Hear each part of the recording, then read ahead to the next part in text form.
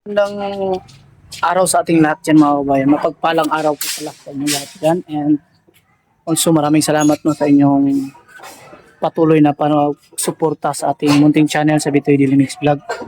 Kahit po paano ay nagkakaroon po tayo ng viewers pa rin. So ayan, shout out and good morning sa inyong lahat. Papakito yung ginagawa sa ating mga kasamahan ngayon dito.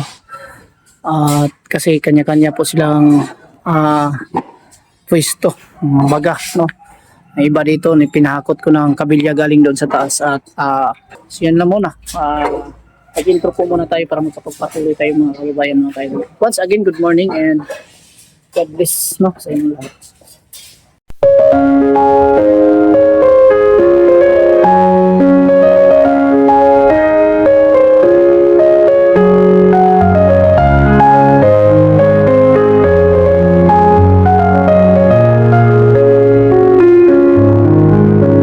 Yan po mga kaidol. Ang order natin na 12 mm ay pinahakot kasi ang doon yun sa taas. At dito continue pa rin sa pag-UP. At ang gagawin ko ngayon ay dito lagyan ko na ang elbow dito. Yung kanal na to kasi wala kasing labasan po yung tubig. At ano namin sa pinakalikuran. Itagos namin.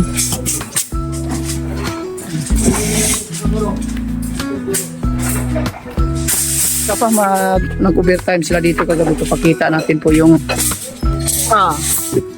lupa to.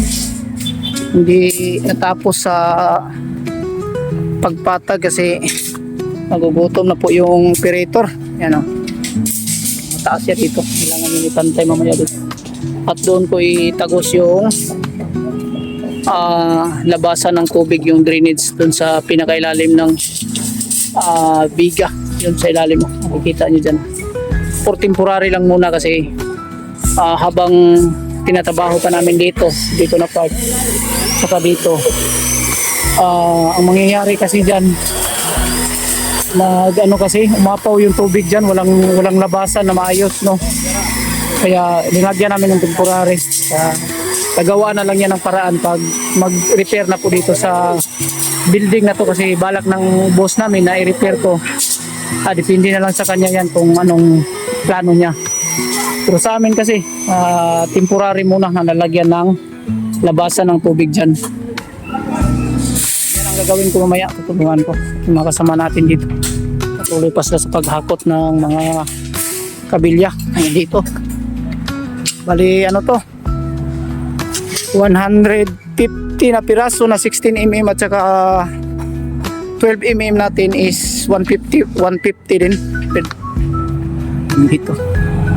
Takot natin to at least doon mismo natin ilagay kasi mahirap na dito kasi magtatambak pa ng lupa baka mahatabunan.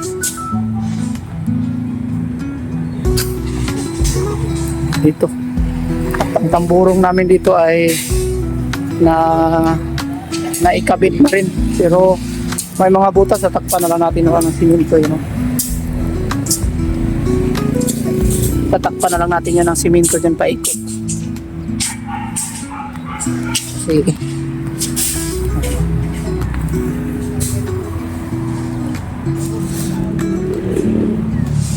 Simento na lang natin yan.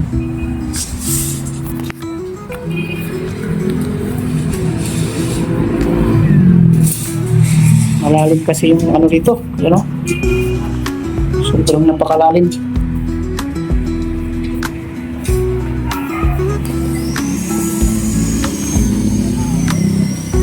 Yun po yung area. Mataas na siya banda doon. Kaya ipaano natin yan sa bako, ipatulak natin yung lupa banda dyan papunta doon sa pinakalikuran para makunan na yung lupa. Ano pa kasi 7:30 pa kasi ng umaga, wala pa yung operator, no? Hindi pa dumating kaya hinihintay natin.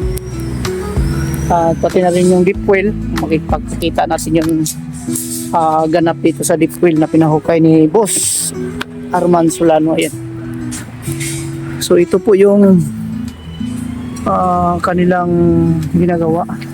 So pinalaliman pa nila kasi hindi pa nila nakuha yung saktong tubig or malinis na tubig dyan. May tubig naman siya pero hindi pa masyadong malinis. Kaya nilaliman pa nila. No? Yan po yung magiging supply dito sa loob pang gawing pang ano, mga kaidol. Gawing pang ligo. Yan, yung tubig na yan. Gawing pang ligo at saka pang ano, pang laba. Hirap kasi dito ang tubig, putol-putol po yung tubig ng water district nila dito. Hindi maasahan po yung tubig. Lalo na sa pang-inom, hindi talaga pwede mainom yung tubig galing sa water district. Kailangan bumili tayo ng sa water refilling station, yung natawag nating mineral para safety yung ating kalusugan. So kahit parami kami dito pero pinatsagaan ko pa rin na pinaglaanan ko ng pera na para pambili ng mineral namin. Mahirap na pag magkasakit. Mahal masyado yung gamutan. Kaya hanggat maaari ay gumamit lang tayo ng mainom na mineral water pag dito tayo sa Ipil, Zamboanga, Sibugay, mga kaidol. Hindi naman lahat po ng lugar dito sa Mindanao ay hindi mainom po yung tubig ng galing sa water district nila. Tulad sa amin sa Davao, yung tubig namin lalo na pag dyan sa Turel ay maganda. Yung tubig mainom po talaga galing sa Dumoy, no? Yan, pag nakatira kayo sa Davao, malapit dyan sa Turel, sa Dumoy, yung tubig dyan ay pwedeng inumin at napakasarap. So, kita dito. Sobrang parang mga pispan dyan sa baba. Yan. Matambak ka na yan, hindi na yan makikita yung mga ano dyan, yung mga tubigan, no? Tulad dito, napakalalim na. Kung bibilangin nyo yung sintada na hollow block, mga kaidol, is umabot yan ng 8 patong. 8 patong yan galing sa ilalim. Kung bilangin mo galing sa taas, yan ang magbibilang 1, 2, 3, 4, 5, 6, 7, 8, 9. Bali, ano lang yan, 8 patong lang yan, hollow block na yan. So kung susumahin natin, kasi yung seating dyan is umabot ng 22 cm, no? Kasi malaki-laki po yung mga bato sa buhangin dito, kaya ginawa namin 20 cm bawat isang patong. So mahigit umabot yan ng ano, sa 5 patong yan, umabot na siya ng 110 cm sa 5 patong. Tapos may 3 pa, 60, umabot siya ng 66. So 110 plus 66 is umabot siya ng 176 ata. 176 ang height nito, mga idol. Hindi pa kasama yung dyan na gagawin nating biga, no? So ganyan po kahaba o ganyan po kalalim po yung pagtatambakan natin. Mabot siya ng 210 yung lalim, 110 cm yun galing sa pinakailalim hanggang sa taas yung pagtatambakan. So ganun po karami estimated ko may tambak na lupa dito. Dito pa lang yung nakita namin dito, yung galing sa harapan papunta dito, umabot na po to ng 16 load na huwo, yung pinada 22 cubic, no? 20 cubic or 22 cubic, yung 15 load po ang na i-deliver na po dito. So ganun lang po karami ang nalagay. Pagdating dito, estimated po umabot yan ng 15. Dito umabot siguro ng mga 15 loads, sa kabila 15, so maging 30 plus 15, 45. Tapos dito pa sa mga gilid, ito umabot pa siguro to ng mga mahigit siguro mga 8 load pa, 8 or mga 10 pa dito sa labas, no, bago to mapuno lahat po. Kulang-kulangin sa tansya natin, umabot siya ng 45 plus 10, maabot siya ng 55. 55 i-times natin yan sa 5,000. 5 ang presyo kasi nito sa bawat isang load is 5,500. Hindi pa kasama yung oras ng ginagamit na backhoe dito kasi per oras po yung pagpatag po ng lupa, no? So 1.5 per oras. Estimated kasi namin sa isang load 2 oras po yung ikukonsume ng backhoe, no? Sa isang load ng lupa na deliver dito, kinukonsume ng backhoe na pinatrabaho niya ng 2 oras. So malaki-laki rin ang ginagastos ng ating boss dito. Tambakan pa lang. Ganito pag ang area ganito ka kalalim, no?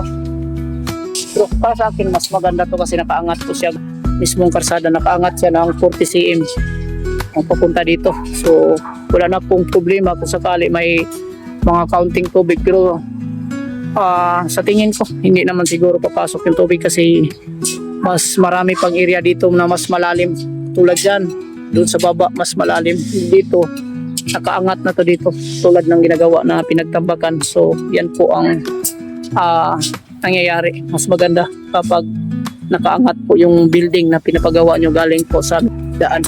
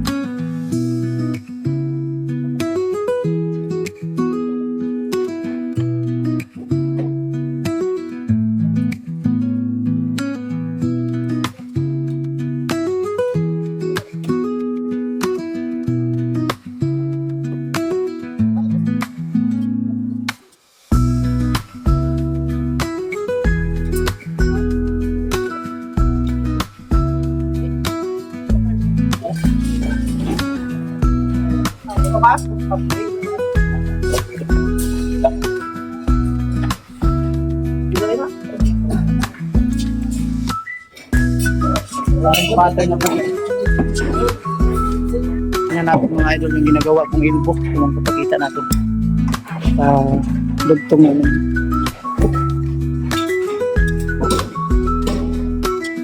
Yan na lang yan, i-welding. Yan.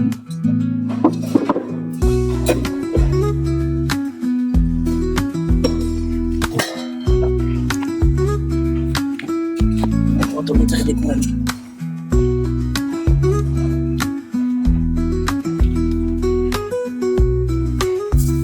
Sabay din nagluto ng ulam pang tanghalian. Gulay-gulay lang sa kay healthy ba? Munggo yung natin, yan o.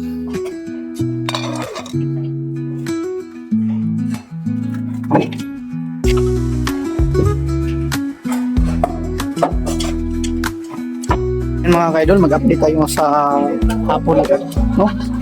So, araw ng Sabado, June 27, 2026, update natin. Hapon na naman at sa kasamang palad, kumulan po dito kanina mga 4 o'clock ng hapon. So, hindi na po nakapag-deliver ng lupa kasi tulad ng sinabi ko, pag maulan, hindi po pwedeng dumaan yung sasakyan sa mismong kalsada o daan. Kasi po magkaroon po ng mga putik po yung daan, bawal po dito kasi malapit lang sa sentro at marami po nanguhuli. So ayan, yan po yung dito. So ito po yung nilinis ko, pinalinisan natin dito kasi para may exit. Kasi dito po yung sinasabi ko tulad ng dati na video natin to, na-upload natin to, na umapaw po yung tubig pumasok dyan kasi po naharangan po siya ng mga lupa-lupa dito, tapos wala po siyang outlet, no? Wala siyang labasan ng tubig. Kita natin dito. Ayan, nilagyan namin ng labasan for temporary. Pinalinisan natin yan dyan. Linis na. At dito, mayroon na siyang labasan, nilagyan namin. No? Yan po ay tubo na number 4. Oh. Pakita natin dito sa likuran. Yan po yung ginawa ko kanina. Kaya hindi po ako nakapag-video ng marami kasi busy, wala rin tayong cameraman, pinatrabaho ko sila dito.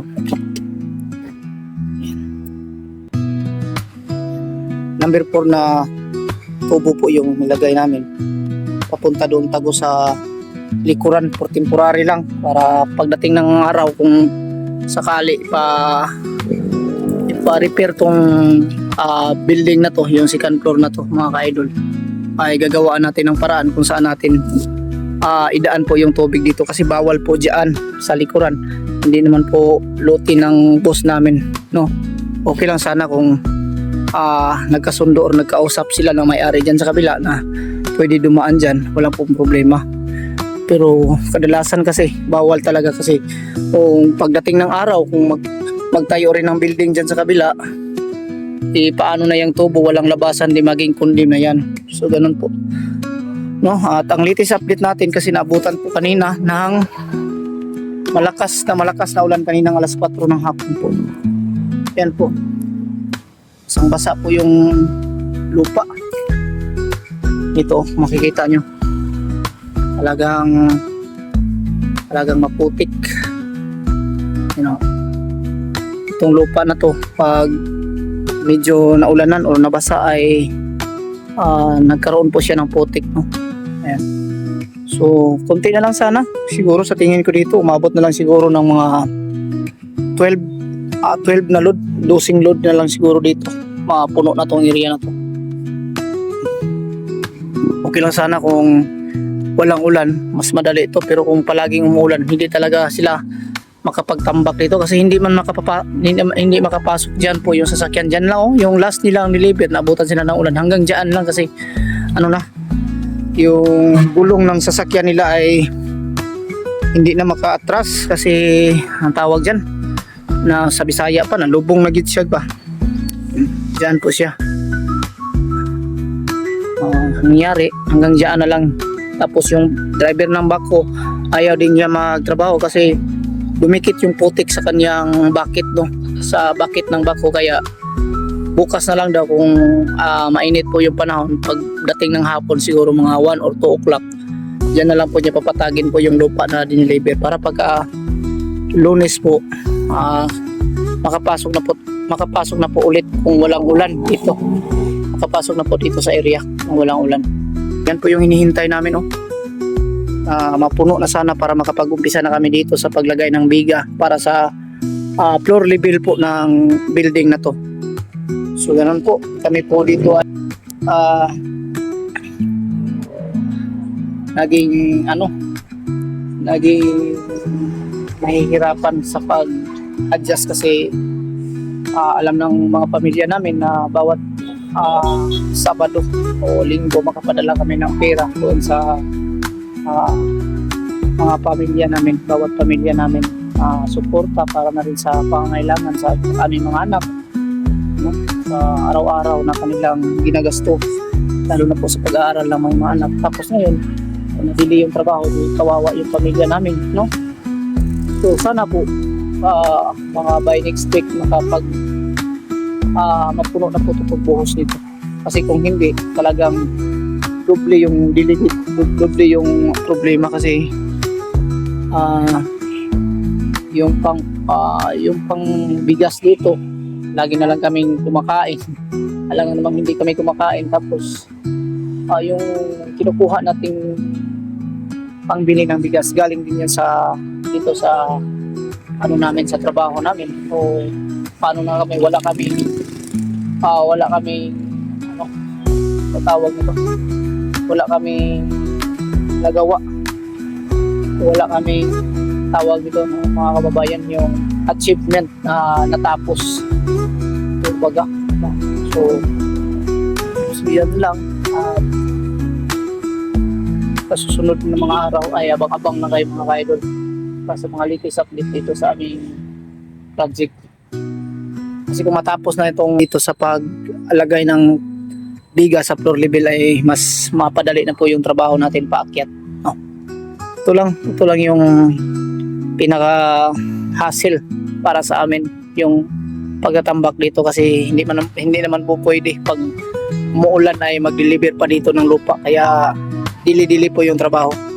Hinihintay na uminit pa siya ng kahit isang buong araw para at least man lang matuyo at makapasok po dito yung sasakyan.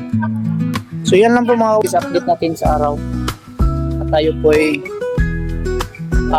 magpapasalamat sa inyong lahat dahil po sa inyong patuloy na pagsuporta sa ating channel sa Bitoy Dinimis Vlog. Kahit po kakaunti lang po ako, ay masaya na po sa ating mga views. Kahit views natin na umabot lang po ng 700, 600 or mababa pa dyan, wala pong problema po para sa akin. At least na ipakita ko po yung aking mga ginagawa dito sa aming project, no? At sa lahat ng ating mga viewers, maraming salamat and ingat kayong lahat, no? Yan lang po masasabi ko, always tayong mag-pray sa Panginoon, kasi tulad ng sinasabi ko noon pa sa aking mga vlog na tayo po ay pangsamantala lang na nakatira dito sa mundong ito, kasi may inalalaan po ng Panginoon po para sa atin sa kanyang kaharian, no? Hindi natin mahalin yung pera dito sa lupa, kasi yung pera hindi natin yun madadala. Ang dapat natin gawin ay mapagkumbaba, tapos kung mayroon tayong mga sobrang pera, i-share natin sa iba, sa taong deserve na tulungan, no? Sa mga taong makikita natin minsan sa mga daan, yung mga tao kawawang-kawawa, yung minsan sa kabundukan, halos hindi na po makapagtrabaho at wala na pong source of income para po sila ay makakain po. So ganyan, para naman po magkakaroon po tayo ng